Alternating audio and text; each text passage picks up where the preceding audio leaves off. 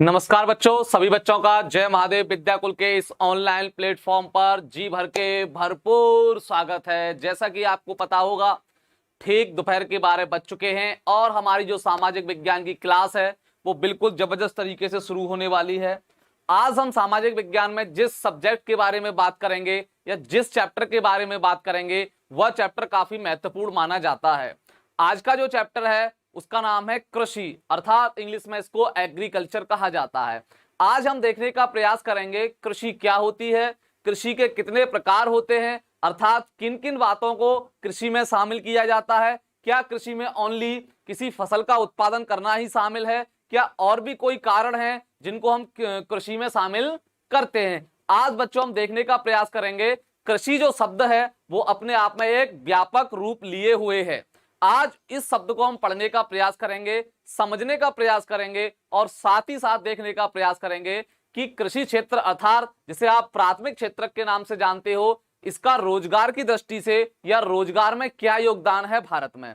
आज हम तमाम बातों पर आपसे चर्चा करने वाले हैं। आप जल्दी से जल्दी जुड़ जाइए, फिर मैं अपनी जो क्लास है उसे प्रारंभ करता हूं। बहुत सारे बच्चे हमसे जुड़ चुके हैं, बिल्कुल न्यूटन जी आ चुके हैं, अभ्युदय गर्ग बिल्कुल गुड आफ्टरनून। सभी बच्चों को मेरा गुड आफ्टरनून, सभी बच्चों को मेरा ढेर सारा प्यार। देखिए वीडियो को जल्दी से जल्दी लाइक कर दीजिए ताकि मुझे भी मोटिवेशन मिले और मैं भी अपनी क्लास को काफी अच्छे तरीके से आपको पढ़ा पाऊं। जल्दी से जल्दी जुड़ जाइए। मेरी जो क्लास है एग्रीकल्चर के बारे में काफी जबरदस्त तरीके से होने वाली है। देखिए ये चैप्टर काफी महत्वपूर्ण है। मुझे पूरी उम्मीद है कि इस चैप्टर को आप काफी अच्छे तरीके से समझने का प्रयास करोगे। क्यों? क्योंकि हम लोग या अधिकतर लोग कहीं ना कहीं कृषि क्षेत्र से ही संबंध रखते हैं या हमारे परिवार कहीं ना कहीं किसान या कृषि क्षेत्र से ही संबंधित हैं। इसलिए हमें इस चैप्टर को बड़े ही बारीकी से समझने का प्रयास करना है ताकि एग्जाम में कोई भी प्रश्न आए आपसे उस प्रश्न को आप प्रश्न को छोड़ ना पाओ, उस प्रश्न को आप सॉल्व कर दो आसानी से। शिवांगी गुड आफ्टरनून बेटा, गुड आफ्टरनून। कौन सा चैप्टर है प्लीज? अभ्युदय गर्ग बेटा, चैप्टर का नाम एग्रीकल्चर है, कृषि। क्या है? कृषि है। चैप्टर का नाम है आपका कृषि। थोड़ा बहुत बेटा आप लोग भी प्रयास कर लिया करो, चैप्टर देख लिया करो। चैप्टर का नाम है कृषि। कृषि चैप्टर हम पढ़ेंगे और ये कृषि जो चैप्टर है भूगोल विषय का है। किसका है बेटा? भूगोल विषय का है ये कृषि चैप्टर।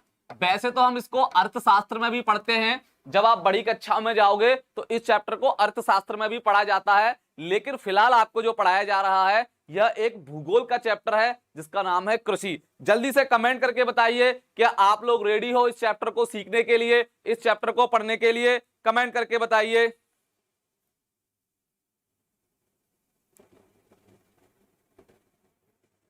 आप सर फिर ये पढ़ा कौन रहा? Good afternoon sir, good afternoon. Amit Gautam good afternoon बेटा, good afternoon. Manoj Kumar Chaurasia good afternoon. जल्दी से जुड़ जाइए, फिर मेरी जो क्लास है धुआंधार जबरदस्त तरीके से होने वाली है। कृषि हाँ का हाल है सर? अरे बेटा हमारे हाल बढ़िया है, आप सुनाइए। बिल्कुल बिल्कुल। चलिए तो फिर प्रारंभ करें हम अपनी क्लास को और देखने का प्रयास करेंगे ये कृषि क्या है। सर आई एम अनमोल रतन। अच्छा अमित गौतम आप अनमोल रतन हो, बिल्कुल आप हमारे लिए भी अनमोल रतन हो, अपने माँ बाप के लिए भी अनमोल रतन हो और हमारे देश के लिए आप अनमोल रतन हो। आदित्य शर्मा बिल्कुल बिल्कुल। चलिए बच्चों तो प्रारंभ की जाए। चलिए चंद्रवीर सिंह टेस्ट। अरे भाई साहब टेस्ट भी ले लेंगे, परेशान क्यों हो? देखिए कितनी गंदी बातें करते हो आप लोग। इतने बच्चे लाइव देख रहे हो, आप लाइक करने में कंजूसी क्यों दिखाते हो? बताइए। मास्टर की जो एनर्जी है वो लो हो जाएगी, फिर कहोगे कि मास्टर एनर्जी के साथ नहीं पढ़ा रहा, ताकत के साथ नहीं पढ़ा रहा। इसलिए वीडियो को लाइक कर दिया करो ताकि मास्टर को बार बार बोलना ना पड़े। देखिए आज हम देखने का प्रयास करेंगे इस चैप्टर में। सबसे पहले जो शब्द है कृषि, मुझे पूरी उम्मीद है आप इस शब्द का अर्थ क्या जानते हो। इस शब्द का अर्थ यही जानते हो कि किसी भी फसल का उत्पादन कर दिया जाए वही कृषि है। यानी मिट्टी में कोई भी बीज बो दिया जाए, उसके जरिए से किसी भी वस्तु का उत्पादन कर दिया जाए, वही कृषि कहलाती है, वही खेती कहलाती है। लेकिन आपका यह भ्रम है। क्या है? आपका यह भ्रम है। कृषि शब्द ओनली किसी वस्तु का उत्पादन करना ही नहीं होता। कृषि शब्द में पशुपालन भी आता है, कृषि शब्द में मछली पालन भी आता है, कृषि शब्द में वनों से संबंधित चीजें भी आती हैं। बहुत बड़ा शब्द है अपने आप में कृषि, अर्थात इसको इंग्लिश में एग्रीकल्चर बोलते हैं। बिल्कुल बिल्कुल सर, मैंने लाइक कर दिया। हाँ न्यूटन जी बिल्कुल कर दीजिए। चलिए, आज आपको बहुत सारी ढेर सारी बातें पता लगेंगी जो इससे पहले आप नहीं जानते थे। सबसे पहले इस कृषि शब्द को हम देखने का प्रयास करते हैं कि ये कृषि शब्द होता क्या है बच्चों। चलिए, कृषि शब्द का प्रयोग खाद्यान्न उत्पादन के लिए किया जाता है। आप अमूमन क्या करते हो, कृषि शब्द का प्रयोग खाद्यान्न उत्पादन के लिए करते हो, जिसे आप लोग खेतीबाड़ी भी बोलते हो, जिसे आप लोग खेतीबाड़ी भी बोलते हो। खेतीबाड़ी वही गांव में कहते हैं ना कि तुम क्या कर रहे हो, आजकल क्या हो रहा है तुम्हारा, कि भैया मैं तो खेतीबाड़ी में लगा हुआ हूं, मैं तो खेत कर रहा हूं। अर्थात आपका सीधा दिमाग वहां पर ये जाता है कि यह खेतीबाड़ी कर रहे हैं, इसका मतलब किसी न किसी फसल का उत्पादन कर रहे होंगे, गेहूं का उत्पादन कर रहे होंगे, बाजरा का, मक्का का इत्यादि चीजों का उत्पादन कर रहे होंगे। लेकिन यह कृषि शब्द की परिभाषा अभी पूर्ण रूप से सही नहीं है। आगे देखिएगा, वर्तमान समय में कृषि न सिर्फ खाद्यान्न उत्पादन तक सीमित है, बल्कि वानिकी तथा पशुपालन भी अब इसके भाग माने जाते हैं। मतलब बच्चों, कहने का मतलब क्या है, किसी वस्तु का उत्पादन या खाद्यान्न फसलों का उत्पादन करना ही कृषि नहीं है। कृषि में जो अब शामिल किया गया है मछली पालन, पशुपालन और वानिकी, ये भी अब कृषि के भाग माने जाते हैं। आपसे कोई पूछे बेटा कृषि क्या है, तो आपके दिमाग में यही जवाब आता है कि किसी भी वस्तु का उत्पादन कर दें हम, किसी भी खाद्यान्न फसल का उत्पादन कर दें, वही कृषि है या वही खेतीबाड़ी है। लेकिन नहीं, वर्तमान समय में जो कृषि शब्द है उसका बड़ा ही व्यापक रूप हो गया है, बड़ा ही बड़ा फील्ड हो गया है कृषि। कृषि में हम मछली पालन भी रखेंगे, कृषि में हम पशुपालन भी रखेंगे, जैसे गाय को पालना, भैंस को पालना, बकरी को पालना, भेड़ को पालना, पशुपालन भी कृषि में आएगा। वानिकी, पेड़ पौधे से संबंधित चीजें, पेड़ लगाना या पेड़ों से संबंधित जो गतिविधियां हैं वो करना, वो भी कृषि के अंतर्गत ही आएगा। तो कृषि शब्द क्या होता है बेटा, कृषि शब्द का जो मतलब है वह खाद्यान्न फसल के उत्पादन के साथ साथ उसमें पशुपालन भी किया जाता है, उसमें वानिकी भी किया जाता है और उसमें मछली पालन भी किया जाता है। बिल्कुल सर, मेरे खेतों में मक्का बोई गई है। न्यूटन यादव, बहुत अच्छी बात है, आप खा लीजिएगा। Good afternoon Balbir. बिल्कुल बिल्कुल आरती पांडे, हाँ जी सर बिल्कुल। तो मेरे ख्याल से आप कृषि शब्द का मतलब अब समझ रहे हो। इंग्लिश में इसे एग्रीकल्चर के नाम से जाना जाता है। किसके नाम से? एग्रीकल्चर के। आपसे बेटा कोई पूछे कि कृषि क्या है, तो अब आप अच्छे से जवाब दे दीजिएगा कि भाई साहब, कृषि का मतलब ओनली खाद्यान्न फसलों का उत्पादन करना ही नहीं होता, साथ ही साथ उसमें पशुपालन भी किया जाता है, साथ ही साथ उसमें मछली पालन भी किया जाता है और साथ ही साथ उसमें वानिकी भी संबंधित होता है। आप मुझे एक चीज बताइए, मैंने आपको जब भारतीय अर्थव्यवस्था के कार्य क्षेत्र बताए थे तो उसमें प्राथमिक क्षेत्रक, द्वितीयक क्षेत्रक और तृतीयक क्षेत्रक के बारे में काफी अच्छे तरीके से बताया था। उसका आज हम रिवाइज करेंगे, उसका रिवीजन करेंगे और यहां पर उसे लिंक करने का प्रयास करेंगे कि किस तरीके से हम उसे लिंक कर सकते हैं। चलिए आगे चलिए, अब दूसरी परिभाषा देख लीजिए जो वर्तमान में प्रासंगिक है। कृषि फसलों उत्पादन, फलों उत्पादन, पशुपालन, भूमि पर विविध खेती संबंधित उत्पादन हेतु विभिन्न प्रकार की क्रियाएं संपन्न करने की कला है। देख लीजिए बच्चों, अब कृषि में क्या क्या शामिल कर दिया गया है। फसलों उत्पादन, फसलों का उत्पादन मतलब गेहूं, चावल, मक्का, गन्ना इत्यादि वगैरह, ये सब कृषि में आते हैं। साथ ही साथ फलों का उत्पादन, आपके जितने भी फल हैं उनका उत्पादन किया जाता है, उसको भी हम लोग कृषि में रखते हैं। किस में रखते हैं बेटा? कृषि में। खाद्यान्न उत्पादन भी कृषि में है, फलों का उत्पादन भी कृषि में है, साथ ही साथ पशुपालन भी क्या है, पशुपालन को भी हम लोग कृषि में रखते हैं।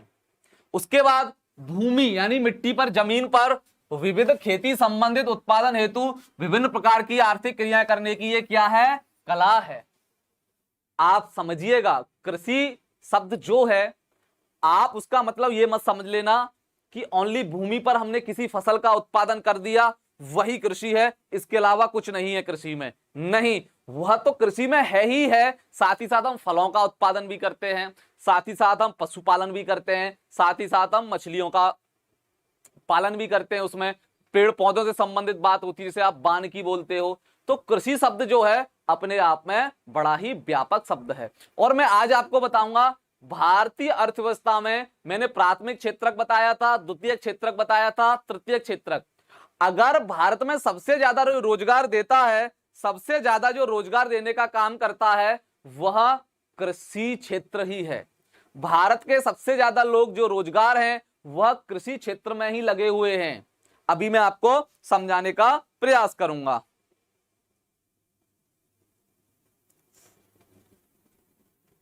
बेटा मक्का बोई है, बहुत अच्छी बात। हाँ मैं भी खा लूंगा बेटा मक्का, 10 रुपए की आती है बाजार में, उसे भून के खा लूंगा, मुझे इधर उधर घूमने की आवश्यकता नहीं है। ठीक बेटा, तो ये क्या हुआ, कृषि हुई। अब देखिए कृषि भारतीय जनसंख्या की आजीविका का महत्वपूर्ण स्रोत है। भारत के कहीं ना कहीं 50 से 60% लोग खेती पर, कृषि पर निर्भर हैं। किस पर निर्भर हैं, कृषि पर। देश की लगभग 60% जनसंख्या कृषि कार्यों में लगी हुई है। कहने का मतलब भारत एक क्या है बच्चों, कृषि प्रधान देश है। भारत एक क्या है, कृषि प्रधान देश है। इसकी लगभग 60% जनसंख्या कृषि कार्यों में लगी हुई है। तो कहीं ना कहीं 50 से 60% लोगों के जो रोजगार का साधन है कृषि ही है। वो लोगों को रोजगार मिलता है क्योंकि 50 से 60% लोग खेती में लगे हुए हैं, कृषि में लगे हुए हैं। तो स्वाभाविक बात है सबसे ज्यादा रोजगार जो दिया जाएगा वो कृषि क्षेत्र के द्वारा ही आप लोगों को दिया जाएगा। एक प्रश्न पूछा जाता है आपसे कि इनमें से कौन सा कार्य क्षेत्र सबसे ज्यादा रोजगार प्रदान करता है। मैंने आपको बताया था प्राथमिक क्षेत्रक, द्वितीय क्षेत्रक, तृतीय क्षेत्रक के बारे में काफी अच्छे तरीके से समझा चुका हूं। अर्थशास्त्र में मैंने आपको अच्छे तरीके से बता दिया है। तो आपसे प्रश्न पूछा जाएगा इनमें से कौन सा क्षेत्रक सबसे ज्यादा रोजगार या सबसे ज्यादा काम धंधे लोगों को देता है। क्या प्राथमिक क्षेत्रक देता है, क्या द्वितीय क्षेत्रक देता है, क्या तृतीय क्षेत्रक देता है। तो आपका जवाब क्या होगा, कमेंट करके मुझे जल्दी से बता दीजिए। गणेश सिंह जय हिंद सर, जय हिंद, बिल्कुल जय हिंद।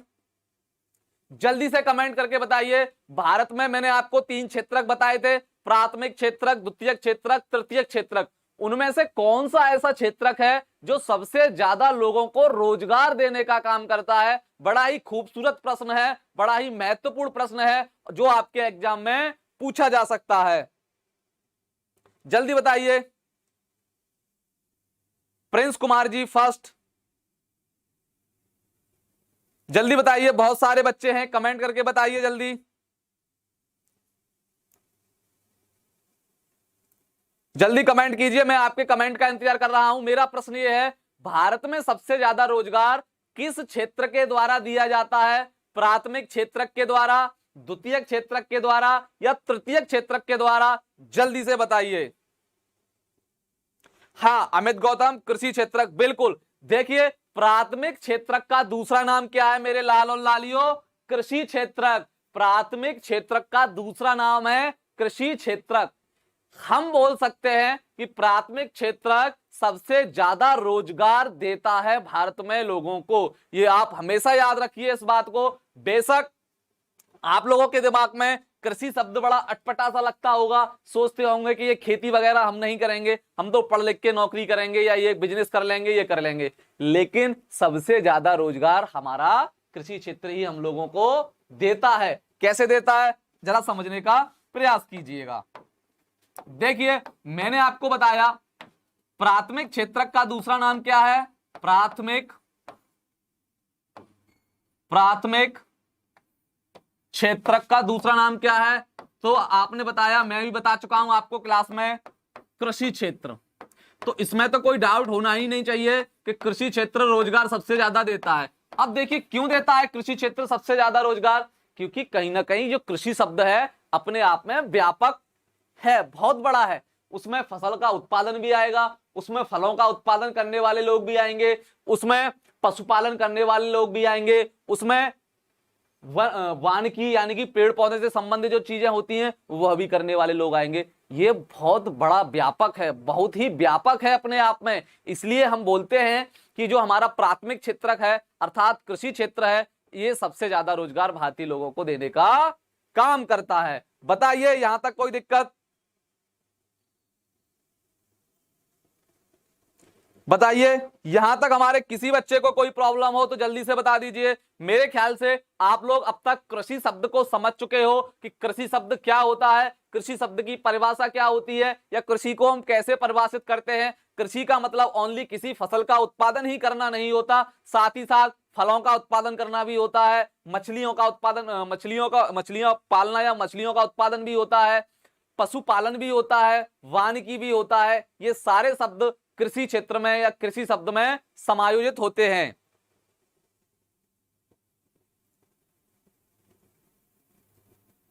बेटा न्यूटन यादव पढ़ाई कर लीजिए, बाजरा और मक्का के बारे में ध्यान मत दीजिए, अभी पढ़ लो बेटा, पहले सीख लो बाजरा मक्का क्या है क्या नहीं है। इस चैप्टर में सब पता पड़ जाएगा। रबी की फसल कौन सी होती है, खरीफ की फसल कौन सी होती है, जायद फसल कौन सी होती है, कौन सी फसल कब बोई जाती है, सब सिखा देंगे, बस ध्यान लगाइए क्लास पर।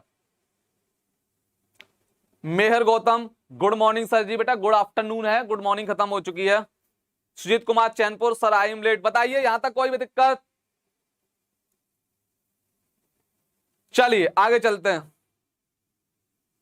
न्यूटन यादव सर हम किसान पुत्र हैं, सब समझते हैं मेरे लाल, इतना बड़ा मैं हो गया था तब तक मेरे समझ में नहीं आया, मैं भी किसान परिवार से ही हूं, तुम्हारी समझ में कैसे आ जाएगा? जब मैं ही नहीं समझ पाया चीजों को उस समय, जब 10th 12th में पढ़ते थे तब तक हमें पता नहीं था ये, तो अभी तो आपको कैसे पता लग गया? ये झूठ बातें मत करो मुझसे।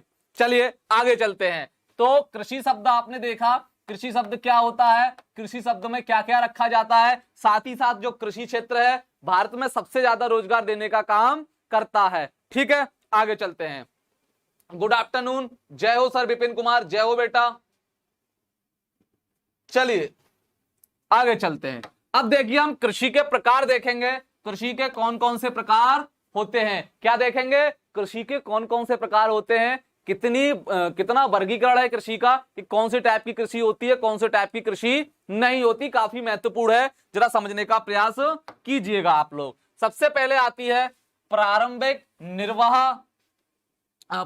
जीवन निर्वाह कृषि। सबसे पहली कौन सी हो गई? प्रारंभिक जीवन निर्वाह कृषि। जरा इसको समझने का प्रयास करते हैं।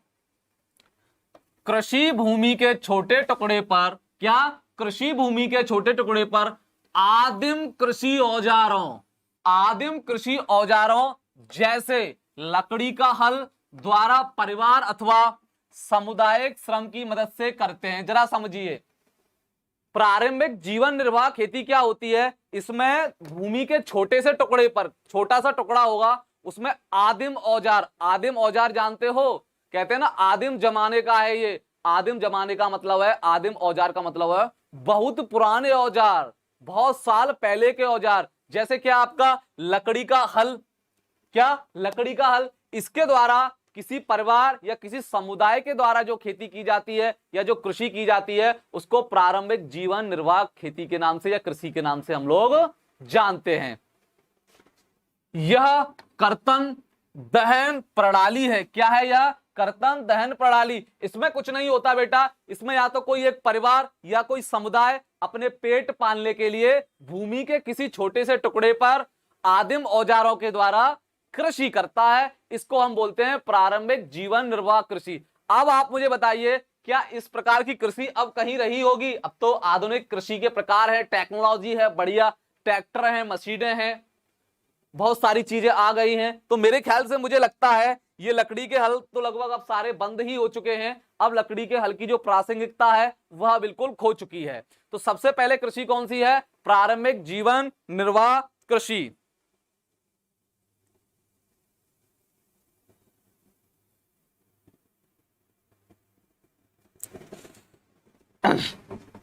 चलिए न्यूटन यादव बेटा तुम्हारा नाम अच्छा है, पढ़ लो, मुझे क्यों अपने जमाने के न्यूटन की याद दिलवा रहे हो? बेटा पढ़ लीजिए, किसी से बुरा भला मत कहिए, गलत है ये बात। चलिए तो पहली कौन सी है? पहली है आपकी प्रारंभिक जीवन निर्वाह कृषि। इसका नाम ही समझिए, प्रारंभिक का मतलब सबसे पहले होती होगी, जीवन का मतलब ओनली उतना हम उत्पादन करेंगे जितना हमारा पेट भर जाए, हमारे परिवार का पेट भर जाए या हमारे समुदाय का पेट भर जाए। ठीक है। जीवन निर्वाह का मतलब होता है कि हमारा खर्चा चलता रहे, हमारी रोजी रोटी चलती रहे, ताकि हमें दूसरों के ऊपर निर्भर ना होना पड़े। आप नाम से ही समझ सकते हो, प्रारंभिक जीवन निर्वाह कृषि, यह बहुत पुराने टाइप है कृषि का, यह बहुत ही पुराना टाइप है। शुरू में जब खेती की जाती होगी, शुरू में जब कृषि की जाती होगी, तो यही इसी प्रकार की कृषि की जाती होगी। सुजीत कुमार चैनपुर, सर मेरे पास ट्रैक्टर बोलेरो है। अच्छा मैडम बैठ बोलेरो में, मैं तो तेरी खातिर लाया, इसलिए तो नहीं खरीद ली तुमने कहीं। सर ये हल तो बाबा आजम के जमाने का है। हाँ बेटा, तभी तो हम बता रहे हैं आदिम। आदिम का मतलब होता है बहुत पुराना, बाबा आजम के जमाने का ही मतलब होता है आदिम। चलिए आगे चलते हैं। तो पहली हुई आपकी प्रारंभिक जीवन निर्वाह कृषि, आप नाम से ही समझ जाओगे, कोई ज्यादा दिक्कत नहीं होगी। चलिए दूसरी देखते हैं, झूम कृषि। ओ हो झूम कृषि, दूसरी कौन सी है बेटा? झूम कृषि। मतलब आप ये मत समझ लेना कि जो झूम झूम के कृषि की जाती होगी, जो डांस करके कृषि की जाती होगी, उसको झूम कृषि के नाम से जानते हैं। नहीं, इसका नाम है झूम कृषि। जरा इसको समझने का प्रयास करते हैं, यह झूम कृषि क्या होती है और किन किन नामों से इसको जाना जाता है। चलिए देखते हैं झूम कृषि क्या होती है। झूम कृषि एक आदिम प्रकार की कृषि है। जैसे कि हमने प्रारंभिक जीवन निर्वाह कृषि देखी, वह भी पुराने जमाने की कृषि थी, यह भी पुराने जमाने की ही कृषि है। ये क्या है जरा समझिए। इसमें सबसे पहले जंगलों को काटकर उन्हें जला दिया जाता है और साफ की गई भूमि को जुताई करके बीज बो दिए जाते हैं। यानी इसमें क्या होता है बेटा झूम खेती में, कि जंगलों का एक बहुत बड़ा भाग, उसको क्या होगा, जलाया जाएगा, काटा जाएगा, उसके बाद साफ किया जाएगा, और जो जलाने और काटने के बाद साफ की गई भूमि पर बीज बो दिया जाता है। इस प्रकार की भूमि में जब तक खेती की जाती है, जब तक मिट्टी में उर्वरकता रहती है, यानी कि यह लोग या इस प्रकार की खेती में तब तक फसल उत्पादन की जाएगी, तब तक उस भूमि की उपजाऊपन ज्यादा है या अच्छा रहेगा। जैसे ही उपजाऊपन खत्म हो जाएगा, वहां से शिफ्ट कर दिए जाएंगे, लोग शिफ्ट हो जाएंगे, फिर कहीं दूसरी जगह जाके जंगल को जलाया जाएगा, काटा जाएगा, साफ किया जाएगा, वही प्रक्रिया वहां पर भी अपनाई जाएगी। इस कृषि का दूसरा नाम स्थानांतरण कृषि है। हाँ बेटा, झूम कृषि का दूसरा नाम स्थानांतरण कृषि है। क्यों? क्योंकि आप नाम से ही समझ रहे हो, जब एक जगह से दूसरी जगह शिफ्ट होते हैं तो स्थानांतरण हुआ कि नहीं। मान के चलिए आपने एक जंगल को जलाया, साफ किया, और उस भूमि पर आपने क्या किया, बीज बो दिया। अब आपने लगातार 2-3 वर्ष उस पर फसल की, अब उसकी जो मिट्टी का उपजाऊपन है वह बिल्कुल कम हो चुका है, तो आप लोग क्या अब उस पर फसल उगाओगे? नहीं। अब आप लोग क्या करोगे, उस भूमि को वहीं छोड़ दोगे और दूसरी भूमि का या दूसरे जंगल में तलाश करने के लिए निकल जाओगे। यानी कि स्थानांतरण किया आपने, इसलिए इसको बोला जाता है स्थानांतरण कृषि के नाम से भी इसको हम जानते हैं। आपके एग्जाम में यही वाली कृषि पूछी जाएगी। अभी बताऊंगा किस प्रकार का प्रश्न आएगा आपके एग्जाम में, मस्ट इंपोर्टेंट है, ये ध्यान रखना बिल्कुल। जंगलों को देखो जलाया जा रहा है, कितने भयानक तरीके से जंगलों को जलाया जा रहा है।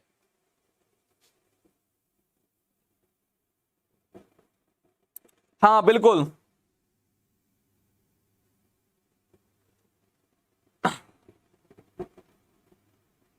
शशिबाला कुमारी चौहान, कोई बात नहीं बेटा, कोई बात नहीं बेटा, हल चलाना नहीं जानते हम, ट्रैक्टर चलाना जानते हैं। हमारे यहाँ ट्रैक्टर था, अब तो बिक गया वो। चलिए आगे चलते हैं। अब देखिए कुछ महत्वपूर्ण बिंदु हैं, यहां से प्रश्न पूछा जाएगा। प्रश्न कहां से पूछा जाएगा आपके एग्जाम में? यहां से।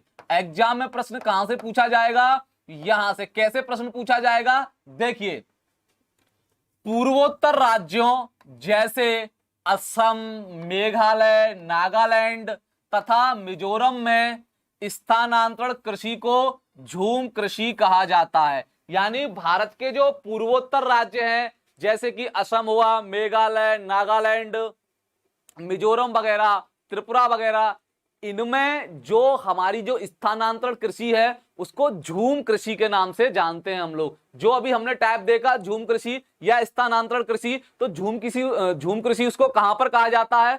पूर्वोत्तर भारत में जो भारत के पूर्व उत्तर के राज्य हैं उसमें स्थानांतरण कृषि न बोलकर झूम कृषि के नाम से पुकारा जाता है। जैसे कि नेपाल में माउंट एवरेस्ट को सागर माथा के नाम से जाना जाता है और पूरी दुनिया में उसको माउंट एवरेस्ट के नाम से जाना जाता है। ऐसे ही जो स्थानांतरण कृषि है इसको पूर्वोत्तर भारत के राज्य हैं वहां पर झूम कृषि के नाम से जाना जाता है और कहीं कहीं इसको स्थानांतरण कृषि के नाम से भी जानते हैं। तो ये टाइप एक ही है, अलग नहीं है।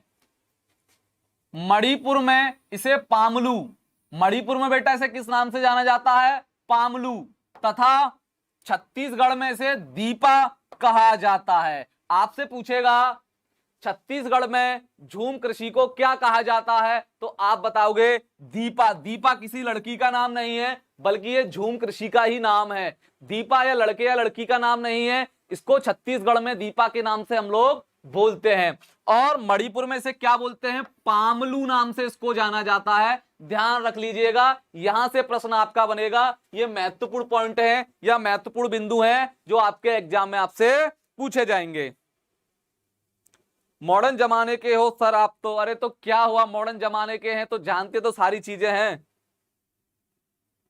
हाँ, राजनीतिक विषय को पढ़ाएंगे बिल्कुल। सोमवार को हमारी कक्षा 9 वाले विद्यार्थियों के लिए जो क्लास होने वाली है उसका नाम है, उस चैप्टर का नाम है लोकतंत्र। लोकतंत्र क्या है, लोकतंत्र की विशेषता क्या है, आप सभी बच्चे उस क्लास को ज्वाइन करिएगा। काफी अच्छी क्लास होगी, आपको भी समझ में आ जाएगा। बार बार लोकतंत्र की हम लोग बात करते हैं, आखिर में ये लोकतंत्र है क्या, किस खेत की मूली है ये लोकतंत्र, हम मंडे को इसको समझने का प्रयास करेंगे। आप भी क्लास 9th की चीजों को देखिए, पढ़िए, ताकि आपका भी अच्छे तरीके से रिवीजन हो जाए। बिहार में क्या कहा जाता है? बिहार में, यूपी में इसको स्थानांतरण कृषि ही कहा जाता है। कुछ विशेष जगह हैं जिनको हम स्थानांतरण कृषि ना बोलकर विभिन्न नामों से जाना जाता है। जैसे हमने यहां पर उन जगहों को बता दिया, छत्तीसगढ़ में से दीपा बोलेंगे, मणिपुर में से पामलू बोलेंगे और पूर्वोत्तर भारत के जो राज्य हैं हमारे, इसको हम क्या बोलेंगे? झूम कृषि के नाम से बोल देंगे। और बाद बाकी सब जगह इसको स्थानांतरण कृषि के नाम से ही हम लोग जानते हैं। हाँ सर, क्लास बेस्ट है, बिल्कुल बेटा बेस्ट है, बिल्कुल बेस्ट है।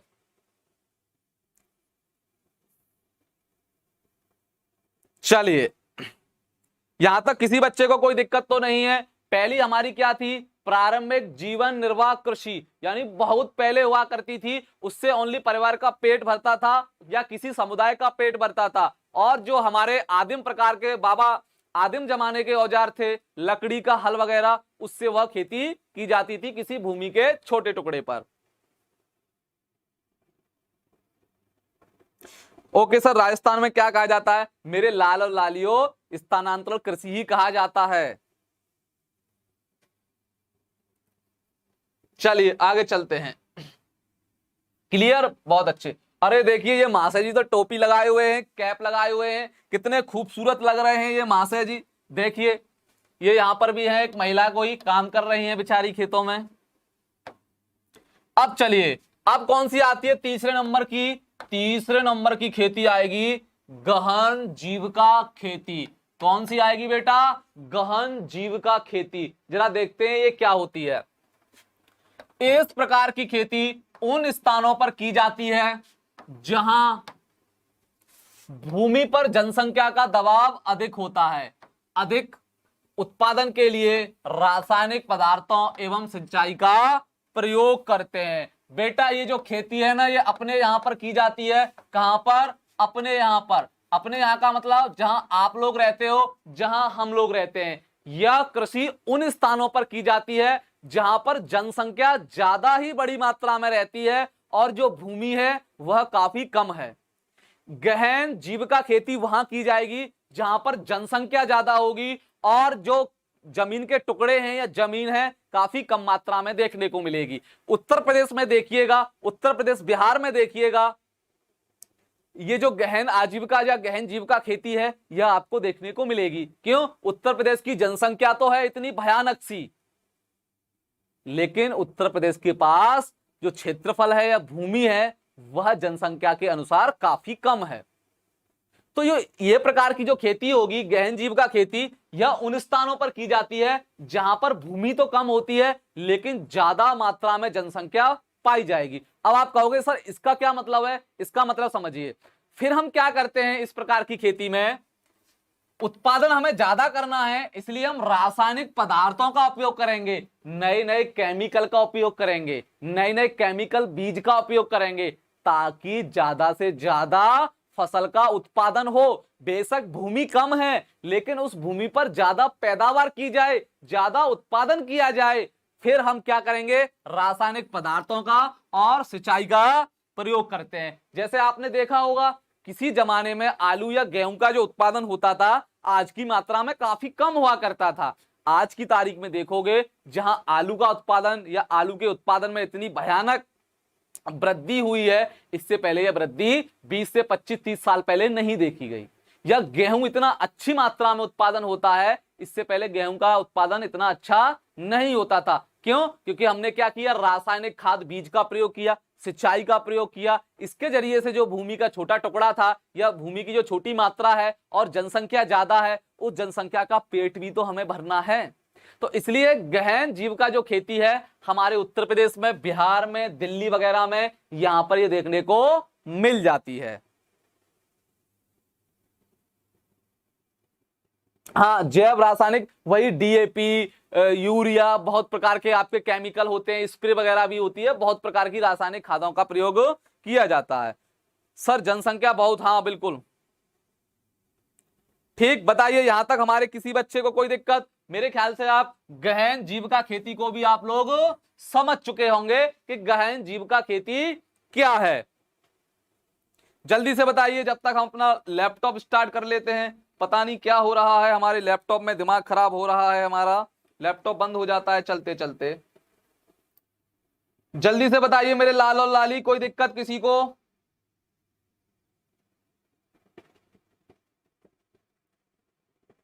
जल्दी से बताइए, यहां तक किसी बच्चे को कोई दिक्कत तो नहीं है? मेरे ख्याल से होनी भी नहीं चाहिए, इतने अच्छे तरीके से हमने आपको एक्सप्लेन किया है।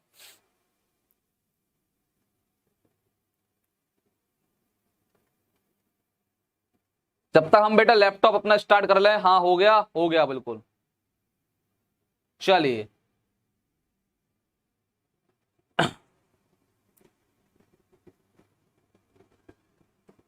हरित क्रांति क्या होती है सर? हाँ बेटा हरित क्रांति भी बता देते हैं। हरित क्रांति का मतलब है भारत जब खाद्यान्न फसल से जूझ रहा था, कब?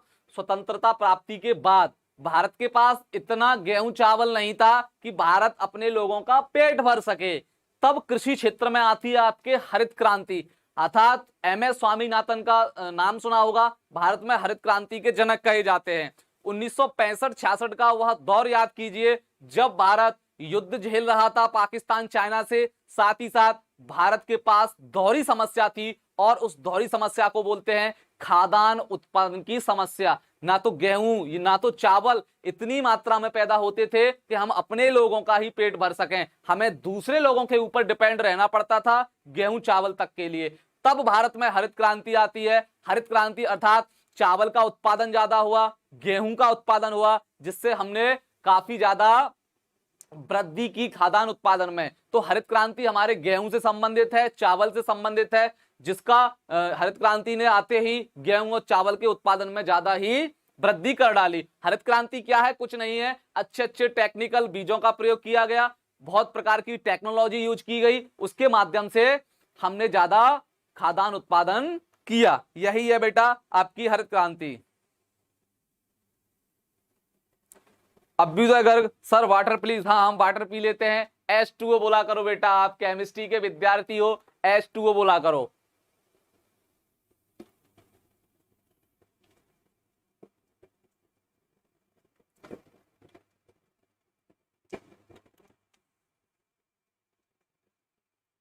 हाँ हमने पानी पी लिया और एनर्जी हमारे अंदर आ गई। वैसे पानी से एनर्जी नहीं मिलती, ये भ्रम है हमारा। अगर आप साइंस के विद्यार्थी हो तो आप जानते होंगे पानी से ऊर्जा प्राप्त नहीं होती। हरिओम तिवारी, बेटा मेरे लाल आप इतने दिनों से कहां थे? आपके कहने से तो हमने क्लास 9th वालों के लिए क्लासेस चालू की थी, आप पता नहीं कौन से ग्रह पर चले गए, बिल्कुल समझ में नहीं आता। हरिओम तिवारी जी सुन लीजिए, मंडे से ट्यूसडे और थर्सडे ये 3 दिन है क्लास 9th के लिए। ये स्पेशल मैंने आपके कहने से ही क्लास चालू की थी और आप पता नहीं किस ग्रह पर चले गए।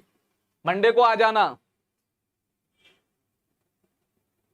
सर हिंदी मातृभाषा है, हाँ हम लोगों की मातृभाषा है हिंदी, लेकिन सबकी मातृभाषा हिंदी नहीं है। चलिए तो बेटा ये क्या है, गहन जीव का खेती कहां पर की जाएगी? जहां पर भूमि कम होगी और जनसंख्या ज्यादा होगी, उस भूमि पर बढ़िया बढ़िया खाद डालेंगे, बढ़िया बढ़िया बीज, बढ़िया तरीके से सिंचाई करेंगे और ज्यादा मात्रा में उत्पादन करके उस भारी जनसंख्या का पेट भरने का प्रयास करेंगे। यही होती है आपकी गहन जीव का खेती। बताइए यहां तक कोई दिक्कत? हरिओम तिवारी, सर पृथ्वी ग्रह नहीं बच्चों, मुझे आप लोग पृथ्वी ग्रह के तो बच्चे नजर नहीं आते।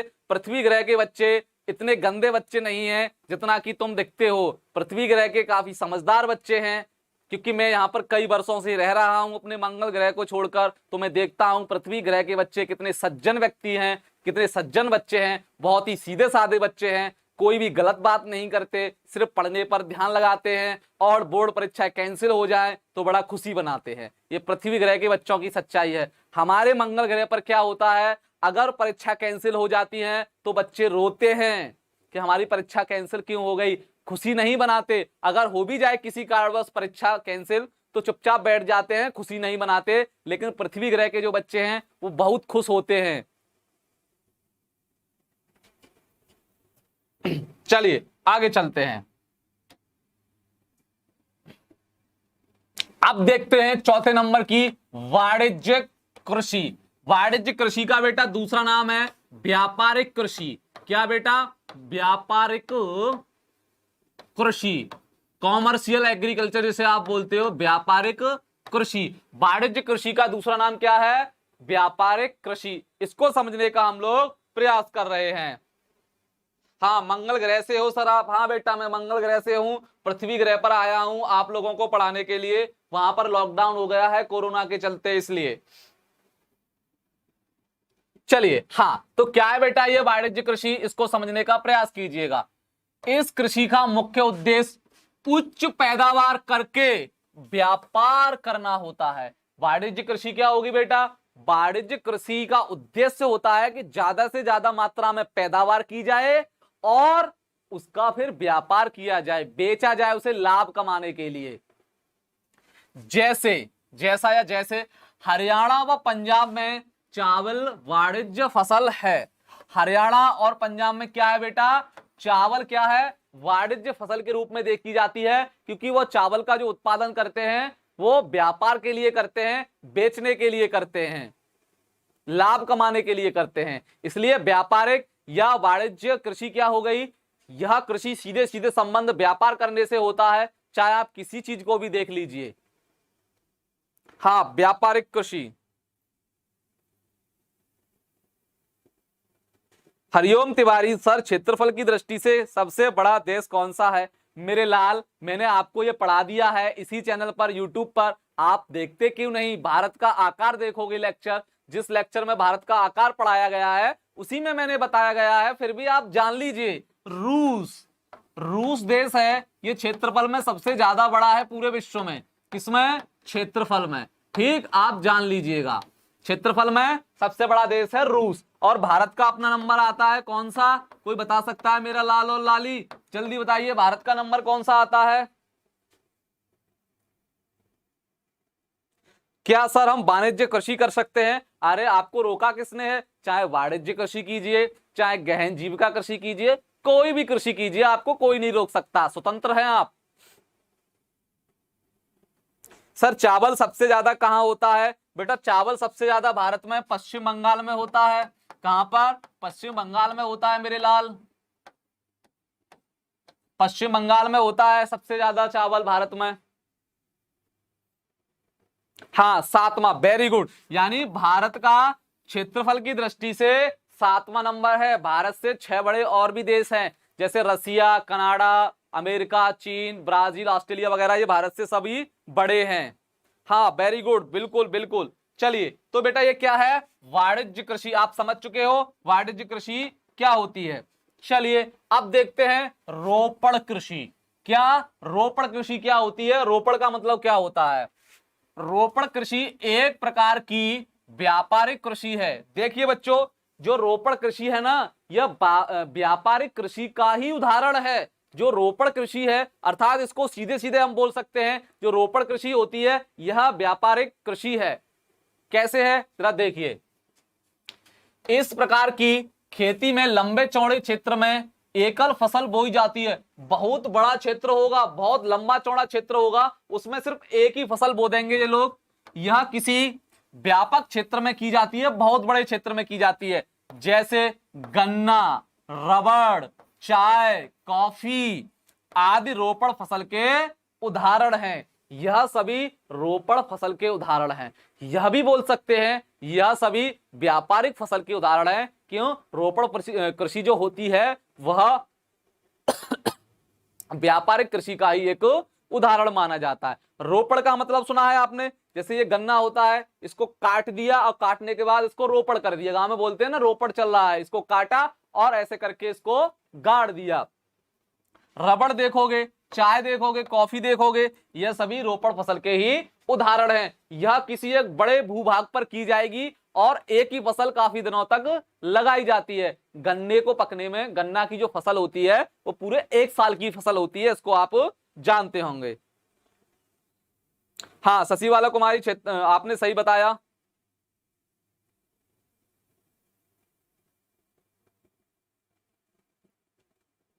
बिहार में क्या सबसे ज्यादा होता है, अरे सबसे ज्यादा का मतलब नहीं है बेटा, बिहार में तो इस समय बाढ़ आई हुई है, सारी फसलें होती हैं बिहार में भी।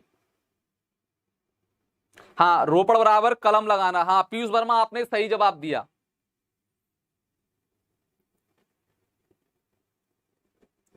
सर यूपी में चाय की खेती नहीं हो सकता क्या, बेटा देखिए विभिन्न प्रकार की जो फसलें हैं उनके उत्पादन के लिए मिट्टी भी तो होनी चाहिए, उनके अनुकूल मिट्टी होनी चाहिए और आपका वातावरण होना चाहिए, आर्द्रता होनी चाहिए। हर एक फसल हर एक जगह नहीं हो सकती, उसके लिए जलवायु भी वहां जैसी होनी चाहिए। अभी इस चैप्टर में हम आगे पढ़ेंगे, फसलों के प्रकार पढ़ेंगे, सब कुछ पढ़ेंगे, कौन सी फसल के लिए कैसा मौसम होना चाहिए, कितना टेम्परेचर होना चाहिए, सब कुछ पढ़ाया जाएगा। अभी थोड़ी आप तसल्ली रखिए इस चैप्टर में।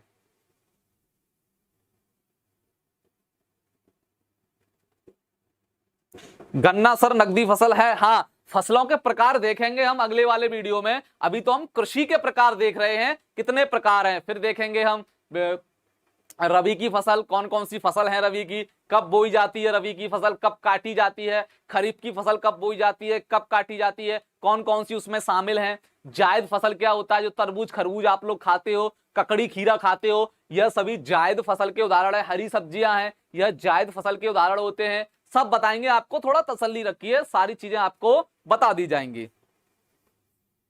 बिल्कुल बिल्कुल बिल्कुल अश्विनी यादव आपने सही जवाब दिया। हाँ नरेंद्र सिंह तोमर कृषि मंत्री हैं, Newton Yadav very good, answer आपका सही है।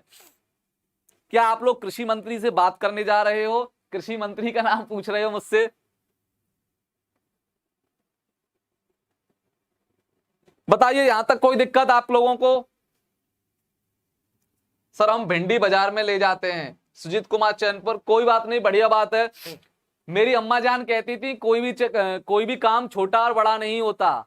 मेरी अम्मा जान कहती थी कोई भी काम छोटा और बड़ा नहीं होता, चाहे भिंडी बाजार में ले जाइए, चाहे कंपनी के मालिक बन जाइए, काम काम होता है। इसलिए ध्यान रखिए, कोई भी काम छोटा बड़ा मत मानिए, बस ईमानदारी के साथ करते रहिए।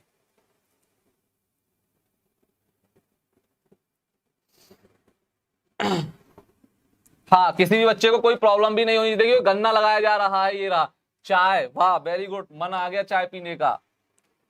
तो बेटा आज की क्लास में हमने क्या देखा, कृषि देखी हमने, क्या देखा, कृषि शब्द को परिभाषित करने का प्रयास किया, देखा कि कृषि को प्राथमिक क्षेत्र क्यों कहा जाता है, या कृषि क्षेत्र हमें सबसे रोजगार ज्यादा क्यों देता है। उसके बाद हमने कृषि के प्रकार समझने की कोशिश की। कल का जो हमारा वीडियो होगा उसमें हम देखेंगे बेटा फसलों के प्रकार, रबी की फसल, जायद की फसल, काफी महत्वपूर्ण है, आप लोग सभी लोग आना। उसके बाद खरीफ की फसल, इनको समझेंगे ये क्या है आखिर में, ये आज तक आप लोगों के समझ में क्यों नहीं आती, इनको हम समझने का कल के लेक्चर में प्रयास करेंगे।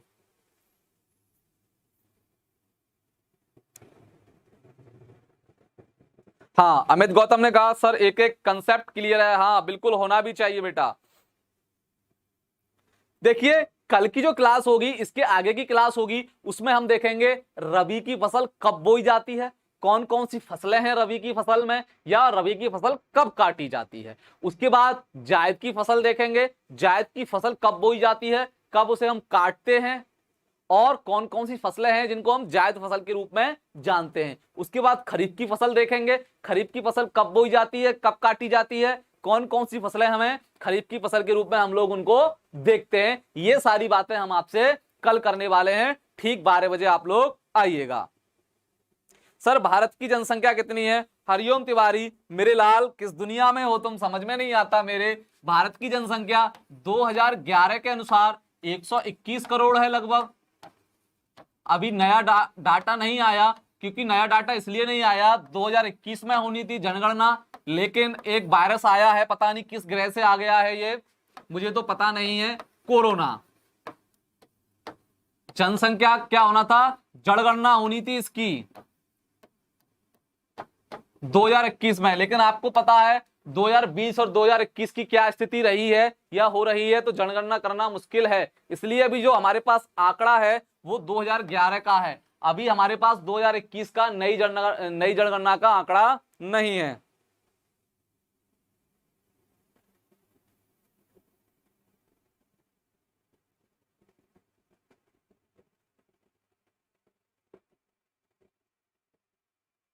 बताइए आज की क्लास में किसी बच्चे का कोई डाउट हो तो जल्दी से पूछ लीजिए, फिर हम अपनी क्लास को ऑफ करते हैं बेटा। जल्दी से किसी बच्चे का डाउट हो पूछ लीजिए, फिर हमारी कल की क्लास होगी, कल आप जरूर आइएगा। जब तक हम थोड़ा H2O ले लेते हैं। क्या ले लेते हैं? H2O।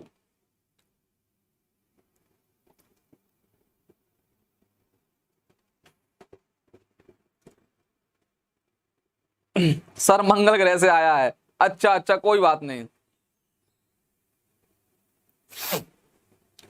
जल्दी बताइए, किसी को कोई डाउट कोई प्रॉब्लम हो आज के लेक्चर में हमसे पूछ सकता है, फिर हमारी क्लास ऑफ हो जाएगी, फिर आप ये मत बोलना कि सर हमारा कोई डाउट रह गया।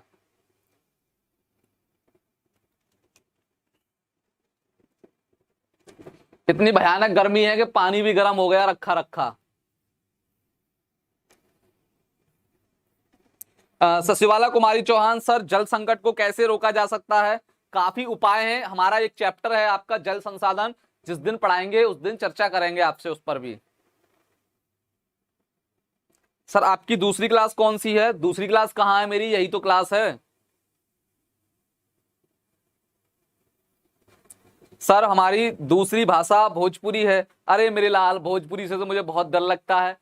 भोजपुरी के जो शब्द है ना, बड़ा ही गंदे शब्द बोले जाते हैं, बहुत ही गंदे, खासकर भोजपुरी के गाने तो बहुत ज्यादा ही गंदे हैं। ठीक, चलिए, तो मेरे ख्याल से किसी बच्चे को कोई प्रॉब्लम नहीं है, हम अपनी क्लास ऑफ करने जा रहे हैं, और उम्मीद करता हूं आपने इस क्लास को काफी अच्छे तरीके से सीखा होगा, पढ़ा होगा, काफी नई जानकारियां आपको आज मिली होंगी। ऐसे ही रोज रेगुलर जुड़िए हमसे, ढेर सारी नई नई जानकारियां हम आपको देते रहेंगे। जब तक के लिए आप अपना ख्याल रखिए, tata bye bye good bye.